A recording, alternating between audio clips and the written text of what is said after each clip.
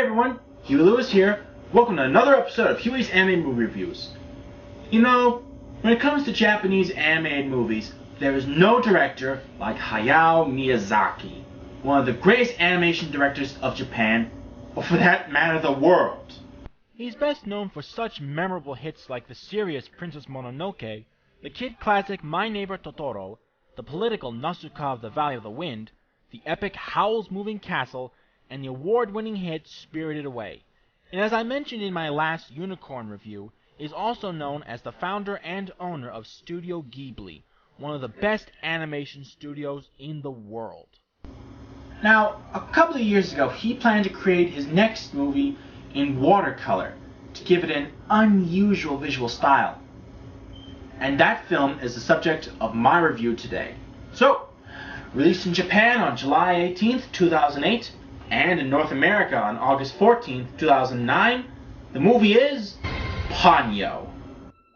Don't worry, I won't spoil the ending for those who haven't seen it yet in North America. Now, on with the review.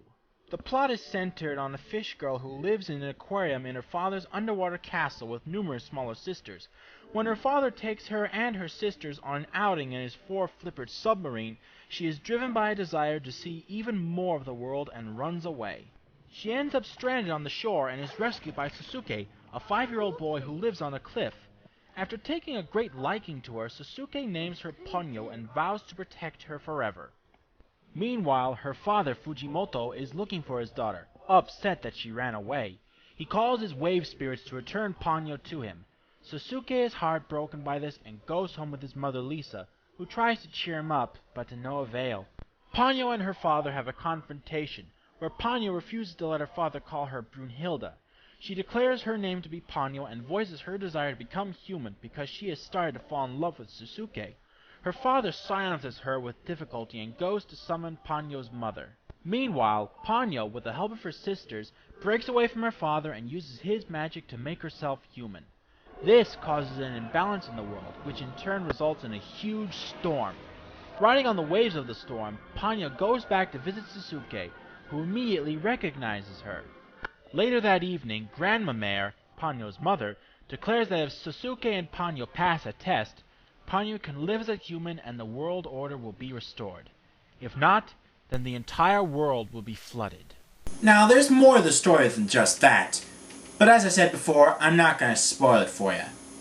Now, this is the first Miyazaki film I've ever seen in theaters, and it was worth it. I had a wonderful time watching this movie, and I actually cried at the end. It's just that fantastic. Now it's trivia time. The movie was inspired by Hans Christian Andersen's The Little Mermaid. I mean, the fish falls in love with a human, becomes human to be with him, and if that human doesn't confess his love for her, she'll turn into sea foam. For something like this, Miyazaki did a bang-up job making the story his own and doing something new with it. Miyazaki was intimately involved with the hand-drawn animation in Ponyo. He preferred to draw the sea and waves himself, and enjoyed experimenting with how to express this important part of the film. This level of detailed drawing resulted in 170,000 separate images, a record for a Miyazaki film. Ponyo's name is an onomatopoeia, based on Miyazaki's idea of what a soft, squishy softness sounds like when touched. The seaside village where the story takes place is inspired by Tomonora, a real town in Setanakai National Park in Japan, where Miyazaki stayed in 2005. Some of the setting and the story was affected by Wagner's Die Walküre, which explains why Ponyo's original name was Brunhilde. Also, the character of Sasuke is based on Miyazaki's son, Goro Miyazaki, when he was 5. His name is taken from the hero in the famous novel The Gate. Now for the cast. The English voice actors that Disney picked for the dub do a fantastic job dubbing the characters for the film.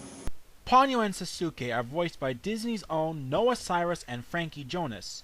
Sasuke's mother Lisa is voiced by Tina Fey. His father Koichi is voiced by Matt Damon.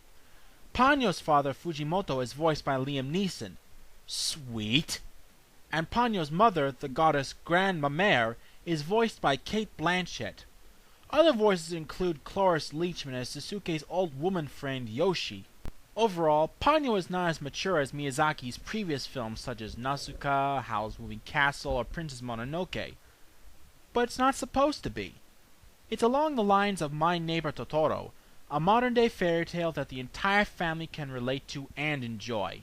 For when you watch something like this, you forget you're watching animated characters and that they're actual real people. And that's something that's found in almost all of Miyazaki's films, and I praise him for it. I give this film 5 gold stars. Another masterpiece from Studio Ghibli and Hayao Miyazaki. Well, that's all for now. Join me for my next review. See you at the movies. Anime movies, that is. And as they say in Japan, sayonara!